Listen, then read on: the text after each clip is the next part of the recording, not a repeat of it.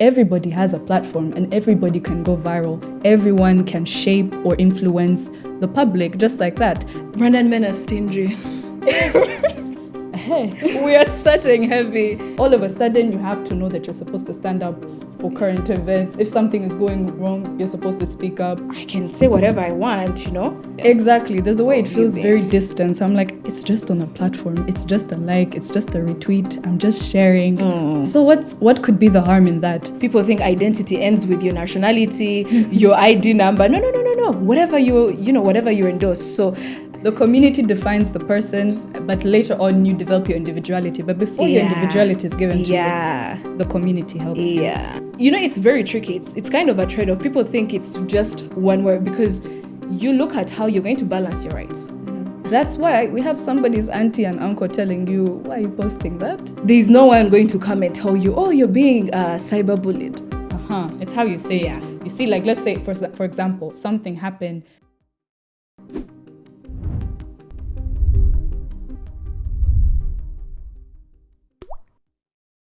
Here's the thing. We are now living in a space where we both have our physical and digital lives, and both of them are quite real. Everything has merged. So for many more Rwandans, the digital space has now become, like, let's say, the public square. This is where I like to call the casualty gap, right? Because we're posting from the comfort of our homes. Sometimes we act like it's temporary, it's informal, but every post we make has real life consequences and legal weight. So, if digital actions are permanent and public, tell me, what truly is the weight that carries behind them?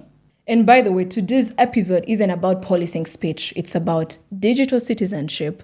It's about digital media responsibility, because we've moved from a society where editors and institutions curated the information into a society literally where from the comfort of your home, you can edit, you can publish, and you can also influence.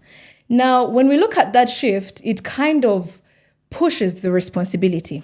Today, we're going to examine the tension between your duty, your right to express yourself, and also your duty as a Rwandan citizen to promote the social cohesion that defines our communities.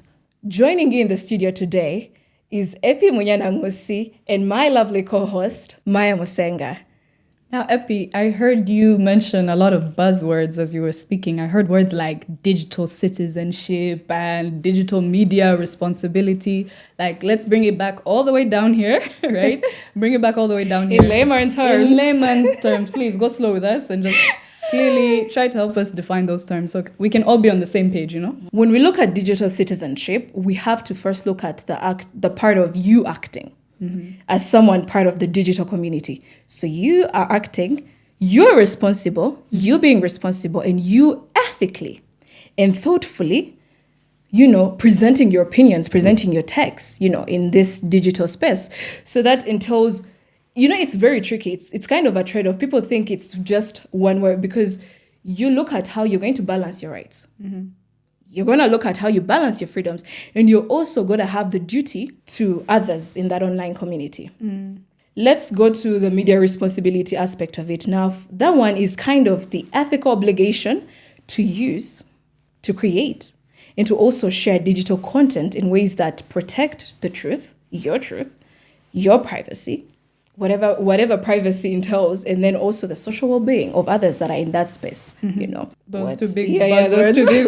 It sounded heavy before. I just had to check with you. I was like, hey, Actually, is it just me who doesn't know? Right? Yeah. Actually, speaking of that, it actually made me think of something, because it's like when I talked about the ethical aspect of it, because ethics is normative, I think I've seen something. Why do people think the internet is rule free? Do you ever ponder about that? I feel there's a way the internet feels to us as though there's zero consequences to it. I can just wake up, I can just retweet, I can just post. Yeah. There is no consequences to what I'm doing. It feels very extended or far from me. Like the consequences of my actions have no near or real effects. So you mean there's like the consequentialism aspect of social media? Exactly. There's a way it feels Amazing. very distant. So I'm like, it's just on a platform. It's just a like. It's just a retweet. I'm just sharing. So what could be the harm in that? So there's a way that's why people feel there are no rules. But speaking of that part, are there any actually rules present like on the internet Yeah, I in the think legal aspect? Are they there? from the legal aspect, I think when we look back to in 2018, the Ministry of Justice came. I don't know if it was the Ministry of Justice, but there is a law on the prevention and punishment of cyber crimes. So it punishes misrepresentation. It also punishes harmful content. And then we also have national agencies like the Rwanda Investigation Bureau. By the way, something I found funny was that there's no one going to come and tell you, oh, you're being cyberbullied. You know, you yourself have the responsibility to actually go to that respective authority and tell them, hey guys, I feel like I was being bullied, you know. So I find that quite interesting. And then we also have Rwanda is always ahead of its time per usual.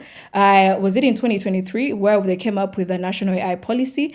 And in that policy, there is also an AI ethics committee, you know.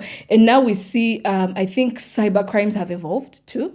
I think have you seen this trend of Sora AI where someone will literally duplicate you being in an environment you've never been? You know, before it was more of like cyber crimes are more of like, oh my days, you know, this one They've robbed me or something. they've robbed me. There's misinformation, there's disinformation, but now there's actually people actually modify things that have never been there. You know, they come up with all these things, you know. So just to be clear, a little takeaway is that, guys, there are laws here. There are laws in place right now. There's cybercrime laws. There's AI ethic laws. Exactly. So just because you're sharing just in case might not be harmful, but you can land in serious trouble, you know? So the internet isn't rule-free. There are actually rules. No, it's that there's people rules. are unaware. There's rules. I don't know why people are not aware. I don't know if it's, you know, I don't know who to blame. Is it the citizens? But I feel like if you're part of the digital media community, then you ought to know. You ought to know that these actions, these consequences to whatever I post, you know. And in that way, you hold yourself accountable. You become a responsible, you know, digital media user. Yeah, those buzzwords again. They're coming. That's part of your mandate, Maya. So if I participate on the internet, I should be held responsible. Yeah, definitely. Actually, now that you say that, how has the responsibility changed from the traditional media to personal platforms? Because I think in our introduction, we vaguely touched on it. We're like, oh yeah, you know, before there was institutions, you know, there were editors that were responsible for what was being put out there. But now we notice that in the comfort of my home, in the comfort of this studio we are talking in right now, I can just post anything. You know, how has that changed? How has responsibility changed? Like the way you're saying it, you would see it like an evolution. Long time ago, in order to have a evolution platform, of communication. Exactly. Yeah. In order to have a platform, you had to be fact-checked, you know, you had to be. It was from like a radio station, it was a TV station. In order to have a voice, you had to be like, you really had to know your credible. Stuff. You had to be verified. Credible. Exactly. Yeah, due diligence. Now, I can randomly decide, me as myself, self-appointed, and decide I will shape this narrative and I will post it online. And if people feel like as though they relate to that content, they can repost and share. So now the power is no longer within a certain institution, and everybody has a platform and everybody can go viral. Everyone can shape or influence the public just like that. And in a way, it's good, but you know, it's a balanced thing. There's good and there's bad. So do you think digital literacy is a civic duty? In a way. In a way. Because verification before posting, does it kind of create a kind of democracy armor, you think? Verification before posting. That would mean, okay, now, let's go back to those little buzzwords you were using before. Earlier when now I'm connecting dots here, right? Because like earlier, when you said digital media responsibility, we talked about how everyone should be accountable. Ethic obligation, ethics, how you use it, how you create, how you share. So now, in the same manner, if the user is going to be able to put out content, they should be thinking, if I'm posting, how does this affect what I'm publishing? How the other user is going to relate to that, you know? Actually, you should think of, it's like a cycle, I don't know, of events. Okay, if I release, what is the outcome of that? But Maya, What if, okay, do you Or is think... it never that serious? Is Am it I that making serious? it? Am I making it bigger than what it is? I don't know. Okay, so now that's a lot of responsibility. For example, let me say I have 2 followers on X. You have 10,000 followers. So do you think someone with more followers should be held to a different standard? Sadly, heavy is the head that wears the crown. I'm going to be real. If you have 10,000 With great followers I'm so comes sorry. great responsibility. With great followers comes great responsibility. Yeah. If you have 10,000 followers, sadly, society is going to hold you to a higher standard. Knowingly or unknowingly, whether you're knowledgeable, if even like the ethics or democracy or anything, all of a sudden you have to know that you're supposed to stand up for current events. If something is going wrong, you're supposed to speak up. Silence is also what? I don't know. You're held to a higher standard as opposed to regular humans. So sadly, yes, someone with a higher following has more responsibility compared to a regular person. But that does not also take away the regular person's power. Now, you see someone with 10,000 followers, like at what point does now sharing online, like how does that turn into endorsing now? That's a good one. Because I think, first of all, to even know what turns into endorsing, let's, for example, take the example of X. I think endorsing can come of more of like you reposting, you liking, because I bet you don't like everything on your algorithm, do you? So I think when you share without context, without verification, without caution, you amplify the message. So even if you didn't create it, by the way, I feel like sharing equals to lending your voice. So, for example, let me say I saw a political rumor online, right? And then I didn't care. I was just like, hey, guys, I don't know. I need to share it with the girls. I need to, even just a To mere verify liking. or just, Literally, I just repost because it sounds, because people, by the way, the way information these days is so misleading. People don't even use the word allegedly. No. It will be like da da da. You'll think the person was there. And sometimes it won't even come from a normal label. It can come from a politician. It's just their opinion in the moment, so you never know. So when you share that, you've not verified. It kind of makes you latently endorse whatever you're seeing online. So you have to be aware of that. Just because you haven't said, "Oh, this is what I feel," you reposting. Actually, it even makes me think of how you said in the beginning, you were like, we occupy 2 realms now. There's the digital aspect of it, and then there's the physical aspect of it. Back in the day when you would submit a CV, they're going to ask you for references. They're like, Epi, she went to... you put someone's name. I mean, it's still the culture now, but let's face it. Every time you're in a group setting, you don't know this person, you're just like, oh, what's your name? Look them up online. Your digital footprint is there. Digital footprint, Next thing you know, I've looked up your name. They've led me to your X account. They've led me to your Instagram. First thing I see is your repost. Now let's say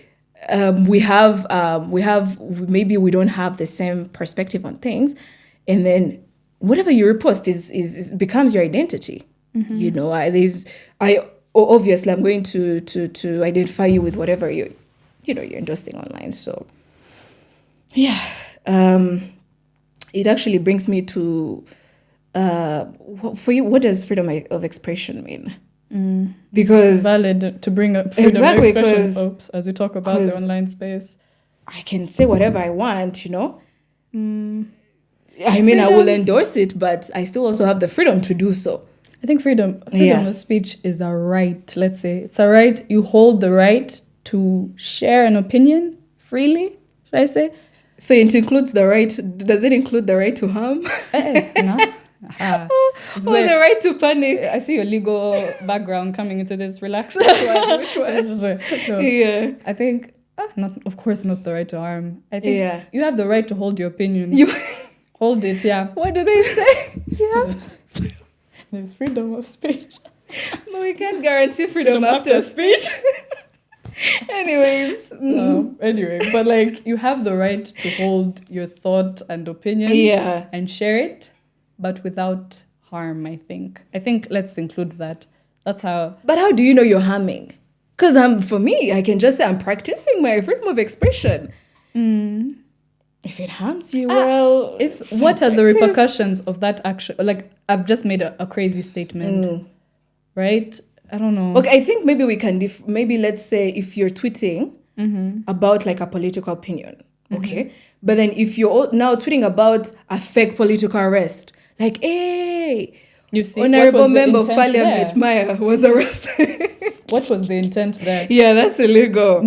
Is that disinformation? Misinformation? Yeah. What do you call it? What is it? What is what? Is it disinformation? I think misinformation and disinformation come with intent. Exactly. You know? That's what I'm saying. Yeah. Now, why with your freedom of speech, which was your right that you've been given, why are you abusing it? Now you're just lying to people that have been arrested. Supposedly, I'm in parliament, and now there's what is the intent behind what you're posting, and how are you've been given a freedom, so are you abusing it? But you'll never know. People's intentions are not very clear, by the way, because there's a thin line between disinformation and misinformation to know whether I'm actually purposely doing this or I intentionally I'm just did endorsing. I'm just endorsing. I just saw it. It's just my opinion. I think that's why it goes back to that thing. The internet is rule free. People think they can get away with things because, like, now how do you know someone's intent? By the way, now speaking of that, do you think can something be legally allowed but ethically wrong? I think so. I think, okay, in my opinion, there's this quote, my debate coach used to say, the line between good and wrong crosses every man's heart. That means, like, there's a thin line, huh? There's a thin line between what we morally think is good, what we morally think is wrong, right? So majority might think, oh, it's okay, it's fine. But like years back when we reflect on it, and we're like, wait, we did that? And majority are in favor of it. But when you take a moment to analyze, so I do think there's a possibility that majority can be in support of something. But when you look back at it, you're like, this was ethically wrong, even though it was legally allowed. But who defines ethics, honestly? Now that one is subjective also. Everything is subjective at this point. In the context of Rwanda. Because I feel like we have the media police, by the way. I don't know who gave them the rights and those duties, but I feel Are you like... saying what? Followers? What do you mean? No. There's always someone policing what you should post, like, I don't think this represents culture. Because I think as Rwandans, for example, when you see efforts made by Minobumwe, there's always that element of like promoting social cohesion in our communities, because that's the backbone of the Rwandan society, So you find allocated policemen, they're like, Maya, why would you post that? What does this say? By the way, is that collectivism? Actually, how do you balance that, by the way? There is the individual autonomy aspect of it, and then there's also the collective. Like, this is a society. At the end of the day, you're in a community. Even though you come as one, you're part of something. How does one balance that, by the way? Now, okay, generally speaking, in the African context, we have a lot of communitarianism. Like, naturally, the community defines the persons, but later on you develop your individuality. But before your individuality is given to you, the community helps you. That's why we have somebody's auntie and uncle telling you, why are you posting that? That's not who we are. And all of a sudden, would come in handy. They will always make sure to remind you, whether you asked or not, they will make sure to remind you. Facebook. But balancing that, I think at the end of the day, individuality is important. Now the balance part comes with, you have your own personal values and whatever and views, but how do you express them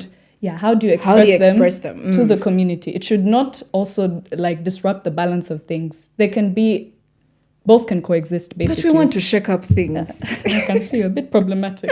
I don't know what you're advocating for at this point. Are you not shake a community? Up things? Do you shake not up believe things in can community? be bad or good, by the way. They can be good or bad. I want to hear the good part. I want to out someone. I don't like the way they're doing things. I want to comment. I want to talk about the quality of a service that I have a right to. But it's how you say it. Like sometimes... it's how you say it. You see, like, let's say, for example, something happened, and I say, don't ever go to that establishment again. Like, that's the worst You're right. establishment You're I've ever right. heard. Like, let's be honest, you were given the worst services, you were given a poor service, but expression, how you express it, no, if it goes online. If it goes online, it can lead to, like, you're defaming people. It could lead to a lot of legal things. And Actually, things on that, yeah. on that, we should play a little Express game. We should play. Okay, what game are we Let's playing? test your analogies and what you're saying. So you're gonna play a quick game of you either repost, you comment, or you just ignore. Right? Okay. Rwandan men are stingy. Hey. We are starting heavy. You've discussed this with your homegirls. Let's not pretend. Rwandan men are stingy. I'll keep scrolling, but You'll keep- silent repost. I'm just doing no. On the banner. On the banner. I'm just joking. Okay. I'm joking. Screenshot of a private convo. Ooh. You know those juicy ones, eh? I know. Uh-huh. With the group chat, I'm sharing it with the group chat. Like, people I know, it's trustworthy. It can stay with them. No, you've just found it on the internet. Now I'm going to be branded as problematic. For But I know you're sharing somewhere else. Okay, if it's with trustworthy sources, yes, it will be a view once and it will be shared. But most, like, if it's like personal, could affect someone, no, I'm not going to do that. How about someone's old retweet surfacing? Because I think you've seen that the Trump and the Trevor Noah thing where they brought up an old post of his talking about, it was a very graphic one, but it was in the movement of Swazi Rose. I don't know if you remember that one. Okay, let's just say generally. A retweet. If it's controversial. Would I share it? Yeah. If it's funny, let me not lie. I would share it. Let me not lie. That's a repost for me. Yeah. Are my ethics blurred? I don't know. That's just me. Epi, what would you do? Next. But this is the importance of burner accounts, by the way. Always. Don't put your face It wasn't publicly. me. It wasn't me. Plead the fifth. Yeah. Mm-hmm. Okay. Epi. But now, let me ask you, lastly, are we done with our little... We're done with our little questionnaire. Now the public knows what you stand for. No. By the way, is anything we say here endorsed? I hope not. Does it represent? I hope... No. We're casually... But this is Maya's opinion. It's not my opinion. We're casually exchanging views for the sake of... Casually, for the sake of entertainment purposes. Yeah, and educating. We're Educating. Okay. Let's see. Let me ask you now something off the bar. How do we distinguish now between, like, expressing an opinion, right, and presenting, like, false information as fact? Like, how do we distinguish between that? Like, if you're online, you're seeing something, you have no way of distinguishing. You've just seen the fact like this, and then somebody has posted something outrageous, maybe like, oh, maybe this country has been taken over. AI. AI is always the best answer, by the way. Yeah. So, yeah, like, how do you distinguish between that? Sorry, repeat. How do I distinguish between? Expressing an opinion and someone presenting, like, false information as a fact. Ooh. Yeah, now, I think that goes back to due diligence, you know? Because you can, by the way, everywhere we look, there's information, you know? Now, when we process, I feel like if it's something from you, for me, that's data, you know? I haven't processed it. And then later on, I ask myself, what has it told? What have I picked from this? Is there any knowledge? Like, what is it about this that would make me want to? Does it represent me as a person? Because, you know, at the end of the day, people think identity ends with your nationality, your ID number. No. Whatever whatever you endorse. So I think it's more of like, you know, I keep getting lost in your question. Repeat your question. It was a compound question. No, because I was like, like, how do I know if it's real or not? Yeah, in a way. There's a way you said fact checking at the beginning. There's and grok. I believe that. Oh, I mean, that could work, I guess. I'll be like, grok, is this true? AI, using AI responsibly. Yeah, and Look then at us. exactly.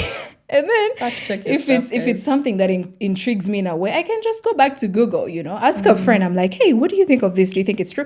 That is how information is collected anyways, you know? So now maybe what, like, the end result of it all is, if do I let it become, you know, because information is sort of like how we relearn things. How we learn things is I can have a preconceived notion of something, but when I'm presented with new information, I can change it. So if I'm like, okay, according to this and this and this, my research, and then I can say, okay, this is real. So it's all about research and you doing your due diligence before you act on something. Yeah. I think it's more of that. And I think back to our audience, as we're having this conversation, we can ask ourselves before we post, what should we ask ourselves? We should ask ourselves, would I stand by this if it resurfaces tomorrow, next month, or even 5 years from now? This is something we need to ask ourselves, because at the end of the day, digital footprint. The internet does not forget, by the way. This is why you always see, I've seen these memes on TikTok where it's like, I hope you remember the password to this account, because 2 years from now, you're going to want to take that down. Exactly. So you need to ask yourself that in terms of like longevity. By the way, Maya, what's your key takeaway from this conversation today? I think, okay, we're part of a community now. The internet is a big community. We are the world. We are the children. Globalized now. By the way, globalization. On a digital space, that is. Which is a topic for another day, because I feel like our laws are applying national-wise. But how do they catch up, to global trends and like this sharing of information from someone from Turkey and Rwanda? But let's get back to your key takeaways. Exactly. Across borders anyway. That will be discussed another time. On the World Wide Web, we should be careful. www. We should be careful as to what we post, because sometimes a post could mean a lot. It means endorsing. It means your beliefs. It carries weight more than we think. What we share, what we like, what we comment on, what we engage with has more energy than we think. And there's actually repercussions if mishandled. Yeah. Well, for more episodes and more thought-provoking conversations like this, make sure you subscribe to Igitekerezo podcast, a youth-led civic dialogue series. Don't forget to like, share, subscribe. Let's keep the conversation going. This is Igitekerezo podcast, where youth turn conversation into civic action. From studios to your communities to the policies that shape our future. We break down complex topics and open dialogues that inform, reflect, and influence decisions. Igitekerezo podcast, voices into action, ideas into change.